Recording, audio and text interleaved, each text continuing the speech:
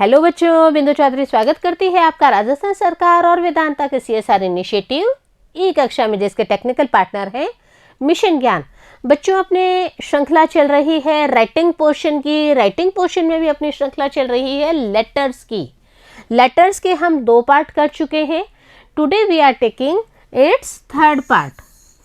Business letter, types of letter कर चुके हैं। टाइप्स ऑफ लेटर के बाद में हम बिजनेस लेटर्स कर चुके हैं। And now today we are taking official letter. आज हम किसके बारे में पढ़ेंगे बच्चों? Official letter. क्या होता है ऑफिशियल लेटर और किसको लिखा जाता है? देखिए, सबसे पहले it is written to government और सेमी गवर्नमेंट ऑफिसेस। ज़्यादातर इसे गवर्नमेंट और सेमी गवर्नमेंट ऑफिसेस को ही लिखा जाता है। कई जो प्राइवेट हैं वो भी आजकल रिकॉग्नाइज्ड में आ रही हैं, तो कई टाइम हमें उसको भी लिखना पड़ता है, but mainly it is written to government और semi government offices. Next one is what is the language. यहाँ पे हमें अपनी भाषा कैसे रखनी होगी। Formal language is used here. औपचारिक भाषा का ही हमें यहाँ पर प्रयोग करना होगा। क्यों करना होगा कि आप इसको ऑफिशियल लेटर लिख रहे हैं, सरकारी कार्य के लिए लिख रहे हैं, या ऐसे कार्य के लिए लिख रहे हैं जो महत्वपूर्ण है, तो यहाँ पर बिल्कुल भी अनौपचारिक होने की ज़रूरत नहीं है। औपचारिक रूप से ही हमें इसे पॉइंट आउट करना होगा। नेक्स्ट चीज़ जो इम्पोर्टेंट है, only and only the facts will be given. जो सही तथ्यात्मक बातें हैं उसे ही हमें इस पत्र में लिखना होगा। Next one is the letter will be written to the point. जो पत्र है वो टू द पॉइंट आएगा। किसी भी तरह की फालतू की बातों का इसमें समावेश नहीं होगा। Sentences will be short and clear. I am again and again repeating to all of you कि हम जब भी रिपोर्ट करें, लेटर करें, कुछ भी करें, हमारे पास में अगर छोटे छोटे सेंटेंस होंगे तो हम उनमें कम ग्रामेटिकल मिस्टेक्स करेंगे, और जब हमारा कंसेप्ट क्लियर होगा, हमारा टेंस क्लियर होगा, सेंटेंस क्लियर होगा, तो हमें मार्क्स भी क्लियर मिलेंगे, है ना। तो वही बात है कि यहाँ पे जो सेंटेंसेस है वो शॉर्ट होने चाहिए और उनमें क्लियरिटी भी होनी चाहिए। Next one, it may be of any query. पत्र किसके संबंध में हो सकता है? It may be of any query, any complaint और एनी आस्किंग और गिविंग इंफॉर्मेशन। किसी भी चीज़ की क्वेरी करने के लिए भी हो सकता है, पूछताछ करने के लिए भी हो सकता है। एनी कंप्लेंट, शिकायत करने के लिए भी हम पत्र लिख सकते हैं। इसके अलावा किसी चीज़ को पूछना है तो भी हम इसे इंक्लूड करेंगे। And if we anyone wants any information from our side, तो इसमें गिविंग इंफॉर्मेशन भी इंक्लूड होता है। तो ये ऑफिशियल पार्ट जो लेटर है उसके कुछ पार्ट्स हैं। हम अब एक फॉर्मेट ले रहे हैं कि ऑफिशियल लेटर लिखने के लिए एक्चुअल में फॉर्मेट क्या होना चाहिए। बच्चों, फॉर्मेट आप बार बार कंफ्यूज ना हो। फॉर्मेट एक इजी गोइंग वे है ताकि आपको बताया जाए कि आप कोई भी पत्र लिख रहे हैं तो आपको सबसे बड़ी चीज़ क्या करनी है, उसमें अपने स्टेप्स को फॉलो अप करना है, कोई भी स्टेप्स नहीं छोड़ना है। इससे क्या आपका पत्र पूरा होगा और उसमें भी क्लियरिटी एंड कंप्लीटनेस का भाव होगा। So first one is the sender's address. Sender, देने वाला। आप ये समझिए कि मैं किसी को पत्र लिख रही हूँ तो यहाँ सेंडर्स एड्रेस में मेरा एड्रेस आएगा। आप किसी को पत्र लिख रहे हैं, आपका कोई एड्रेस है, फॉर एग्जांपल गंगा शहर,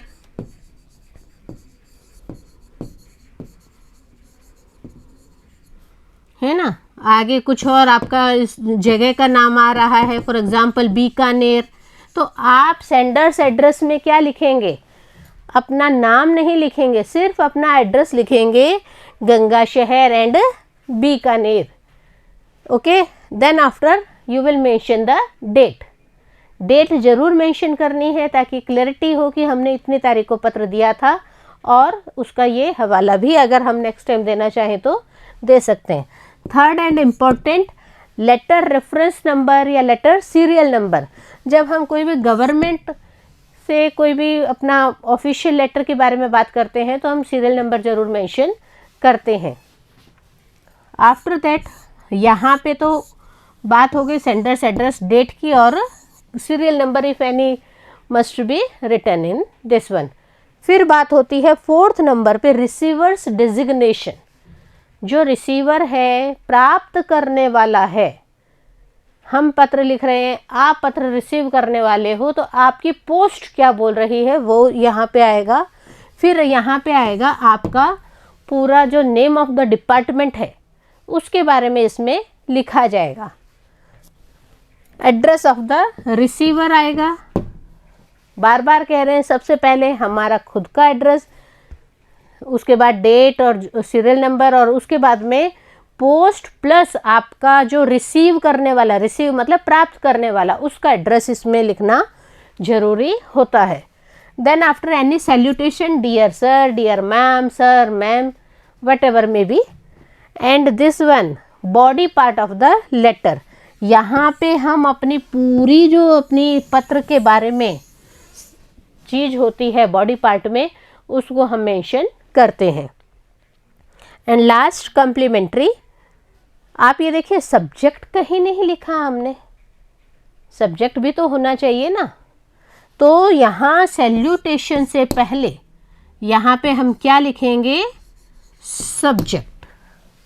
अंडरस्टैंड, सब्जेक्ट का मेंशन जरूर करना है, ताकि मैं बार बार कह रही हूँ किस लिए पत्र लिखा गया है, ये कंसेप्ट क्लियर एक ही लाइन को देखते हुए ही हो जाता है, और पत्र को उसी डिपार्टमेंट को भेज दिया जाता है ताकि कार्य जल्दी से आसानी से कंप्लीट हो सके। इसके बाद में सेंडर्स के सिग्नेचर हैं, सेंडर का नाम और उसका कोई डेजिग्नेशन एटसेट्रा है तो उसको इसमें मेंशन किया जाता है। तो ये एक ऑफिशियल फॉर्मेट है। ऑफिशियल लेटर किस प्रकार लिखा जाता है उसका फॉर्मेट हमने अभी पढ़ा, और इसको पढ़ने के बाद में हमने क्या सीखा कि वही चीज़ इम्पोर्टेंट, स्टेप बाय स्टेप किसी भी चीज़ को लेंगे, स्टेप बाय स्टेप लेंगे, तो जब हम पत्र लिखेंगे तो हमारे माइंड में अपने आप क्लिक हो जाएगा कि हमें उसके बाद में नेक्स्ट स्टेप तो ये डेट लिखना था, और अगर मैं डेट नहीं लिखता हूँ या नहीं लिखती हूँ तो मेरा कार्य पूर्ण नहीं हो सकता, मेरी गलतियाँ हो सकती हैं। We are taking a question on based on this official letter. ध्यान से देखिए, हमें ज़्यादातर स्पेलिंग्स क्वेश्चन से मिल जाती है। हम कौन है कई बार मेंशन किया हुआ होता है, नहीं मेंशन किया हुआ तो हम अपना कोई भी नाम लिख सकते हैं। मेंशन किया हुआ होता है उस कंडीशन में हमें क्या करना होता है कि हमें वही नाम लिखना होता है जो हमें क्वेश्चन में दिया गया होता है। So we will read, you are Raksha और राकेश लिविंग इन बीकानेर। आप लड़की हैं तो आप रक्षा हैं, और आप लड़के हैं तो आप राकेश हैं। कहाँ रह रहे हैं आप? Bikaner, living in Bikaner. Write a letter to the municipal commissioner of your city. आपको किसको पत्र लिखना है? म्यूनिसिपल कमिश्नर को पत्र लिखना है। किस लिए लिखना है पत्र? Complaining him against the insanitary conditions of your locality. आप जहाँ रह रहे हैं उस जगह पर, उस मोहल्ले में बहुत ज़्यादा इनसैनिटरी कंडीशन है, सफाई व्यवस्था बिल्कुल भी सही नहीं है। तो आपको उसके लिए किसको पत्र लिखना है? तो यहाँ पे क्वेश्चन को देखते हुए हम क्या देखें, this one is the sender. यहाँ पे ये सेंडर हो गए, सेंडर का एड्रेस भी दिया है, हमें जगह का नाम दिया है तो हमें लोकेलिटी का नाम अपने आप इसमें मेंशन करना होगा। देन आफ्टर रिसीवर का भी एड्रेस है हमारे पास में, या रिसीवर की पोस्ट है हमारे पास में, डेजिग्नेशन जो हम बोलते हैं रिसीवर। आपके पास में सब्जेक्ट है, यहाँ पे ये देखिए इनसैनिटरी कंडीशन, तो यहाँ पे हमारे पास में सब्जेक्ट भी आ गया है। जब हमारे पास इतना कंसेप्ट क्लियर हो जाता है तो पत्र लिखने में कोई परेशानी ही नहीं होती है। सो कैसे पत्र लिखें? इनकी हेल्प से। इन्हीं की हेल्प लेनी है। सबसे छोटी छोटी चीज़ें हैं। योवर है, योवर को क्या कर देंगे हम, चेंज। देखते हैं भी आंसर में छोटी छोटी जो अमेंडमेंट्स हैं उसको बराबर फॉलो अप करते रहिए बच्चों। योवर को योवर नहीं लिखना है तो क्या लिखना है, सोचिए। आप बता सकते हैं मुझे? जी हाँ, आप छोटी क्लास में नहीं हैं, आप ज़रूर बता सकते हैं और मेरे साथ साथ इसको वापस रिवाइज भी कर सकते हैं। First of all we will write the address. हमें बीकानेर का एड्रेस दिया गया है तो बीकानेर में हम अपना मकान संख्या, अपनी अगर कोई गली संख्या है तो उसके बारे में, प्लस अपना जो सिटी है उसका नाम बार बार मेंशन करती हूँ। यहाँ पे किसका एड्रेस होना चाहिए, सेंडर्स का एड्रेस होना चाहिए। After that date must be, क्या डेट होनी चाहिए, जिस दिन आप पत्र लिख रहे हैं वह डेट होनी चाहिए। डेट लिखने का भी 2-3 तरीके हैं। आप इस तरीके को अडॉप्ट करें, आप इस तरीके को नहीं अडॉप्ट करते हैं, आप डायरेक्ट यूँ लिखना चाहते हैं तो आप ये भी लिख सकते हैं। बट ज़्यादा एनामली करके मत लिखिएगा कि डेट को पढ़ने वाला ही कंफ्यूज हो जाए कि यार ये पत्र लिखने वाला कंफ्यूजिंग है, तो यहाँ पे ये क्यों किया और ये क्यों नहीं किया। तो यहाँ पे ये चीज़ क्लियर है, 12 दिसंबर 2020। यहाँ पे आप ये छोटा TH भी लगाइए, तो कोई दिक्कत नहीं है। अगेन छोटी छोटी बट इम्पोर्टेंट जानकारी स्पेस छोड़े ताकि क्लियर कट हो कि हम क्या लिख चुके हैं और अब हमें नेक्स्ट हमें किसको एड्रेस करना है। अगेन द पोस्ट किसका है प्लस जगह का नाम।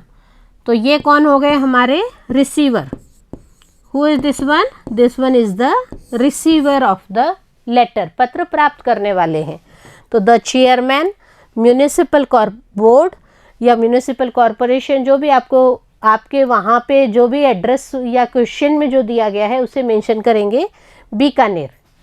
Again you will put a space and write a subject on this one for insanitary condition in our locality.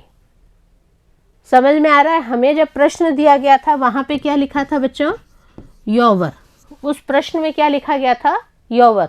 तो जब हमें पूछा गया आपके मोहल्ले में, हमें पूछा गया आपके मोहल्ले में सफाई व्यवस्था सही नहीं है, उसके बारे में पत्र लिखना है। तो मेरे मोहल्ले, जब मैंने पत्र को पढ़ा, मैंने क्वेश्चन को पढ़ा, तो मैंने क्या समझा कि मेरे मोहल्ले में सफाई व्यवस्था सही नहीं है, इसलिए मैं क्या लिखूंगी, for insanitary condition in our locality. Your की जगह हम क्या यूज़ करेंगे बच्चों, आवर का यूज़ करेंगे। Again the body part of the letter, sir salutation लिखेंगे। सैल्यूटेशन के बाद में जो कम्युनिकेशन या बॉडी पार्ट है उसे मेंशन करना है हमें। I bring to your kind notice about the, देखिए ये एक सिंपल और फॉर्मल लैंग्वेज है जो हमें ऑफिशियल लेटर्स के लिए याद रखनी ही चाहिए। इससे क्या होगा, आपको इतना लाइन आपको याद है, देन आफ्टर आपको कुछ लाइनें क्वेश्चन से पुटअप करनी है और कुछ अपना याद किया हुआ जो मेमोरी है उससे फॉलो अप करना है। I bring to your kind notice about the insanitary condition in our locality. वही लाइन आ गई है जो सब्जेक्ट में हमने लिखी थी। अब इंसैनिटरी कंडीशन में भी क्या क्या कंडीशन खराब है, कुछ एक हमें उसके बारे में भी लिखना होगा। The sweeper does not come regularly, जो स्वीपर हैं वो बिल्कुल भी रेगुलर वहाँ पे लोकेलिटी में नहीं आ रहे हैं। There are heaps of garbage here and there, sweeper के नहीं आने से क्या हुआ, जो कूड़ा करकट है उसके ढेर के ढेर इधर उधर पड़े हैं। हीप्स ऑफ गार्बेज, कूड़े करकट का ढेर। The drains are broken at many places, जो नालियाँ हैं वह भी कई जगह से टूट चुकी हैं। Dirty water is on the road, और नालियाँ टूटने की वजह से क्या हुआ, जो गंदा पानी है वह सड़कों के ऊपर आ गया है। There is bad smell everywhere, और इससे क्या हुआ बच्चों कि जो गंदी स्मेल है वो चारों तरफ आ गई है। छोटे छोटे सेंटेंसेस को लेके हमने इस लेटर को बनाया है, तो आप भी इस चीज़ को बार बार फॉलो अप करें कि छोटे छोटे सेंटेंसेस लेके भी आप किसी भी कार्य को पूरा कर सकते हैं। डिजीजेज में ब्रेकआउट, जब इतनी गंदगी होगी तो सबसे बड़ा इंपॉर्टेंट क्या होगा, डिजीजेज, बीमारियां पनप जाएंगी। Please visit our locality some day and also see the position yourself. आप स्वयं किसी दिन हमारे विजिट करें हमारी लोकेलिटी को और आप खुद पोजीशन देखें कि हम जो बात कह रहे हैं वह गलत नहीं है। Please look into the matter immediately and do the needful. ये भी जो स्टार्टिंग और क्लोजिंग लाइंस हैं, इनको अगर हम चाहें तो हम याद रख सकते हैं। ये हमें हेल्पफुल होगी किसी भी लेटर को कंप्लीट करने में, कि इस मामले को जल्द से जल्द देखें और जितना नीडफुल कार्य हो सकता है उसे करें। अगेन अब लाइन पुटिंग स्पेस, एक लाइन छोड़ के या थोड़ा स्पेस छोड़ के, थैंकिंग यू योर्स फेथफुली। लेकिन यहाँ पे फिर क्या आ गया क्वेश्चन में, मुकेश लिख रहे थे तो मुकेश ने क्या किया, मैं रक्षा या राकेश नहीं, मैं तो मुकेश ही लिखूंगा। तो मुकेश तो लिख दोगे, लेकिन नंबर है, एग्जामिनर भी क्या कहेगा, नहीं नहीं आधा नंबर तो मैं भी काटने का हक रखता हूँ ना। सो इम्पॉर्टेंट पॉइंट, यहाँ पे आपको वही नाम लिखना है जो कि आपके प्रश्न पत्र में, आपके क्वेश्चन में दिया गया है। Important point to be noted कि आपको यहाँ पे अपना नाम नहीं लिखना है, आपको वही नाम लिखना है जो क्वेश्चन पेपर शो कर रहा है। सिंपल छोटे छोटे सेंटेंसेस से हमने अपने पत्र को पूरा करा। पूरे स्टेप बाय स्टेप इसका जो फॉर्मेट है उसके अनुसार हमने इसको कंप्लीट किया है। समझ में आ रहा है? फटाफट इसे नोट डाउन करेंगे और बार बार रिवीजन करेंगे, क्योंकि जब हम रिवीजन करते हैं तो हम अपने आप में कॉन्फिडेंट हो जाते हैं कि हमें कोई भी परीक्षा में पूछा जाए तो we are ready to write anything else. So in the next video we will meet again with the letter portion। और कौन सा पत्र आ रहा है उस टाइम, क्या ऑफिशियल ही आ रहा है या कोई नया? बने रहिए मेरे साथ और तब तक इसको कंप्लीट करके बिल्कुल रेडी रहिए। मिलते हैं अगले वीडियो में।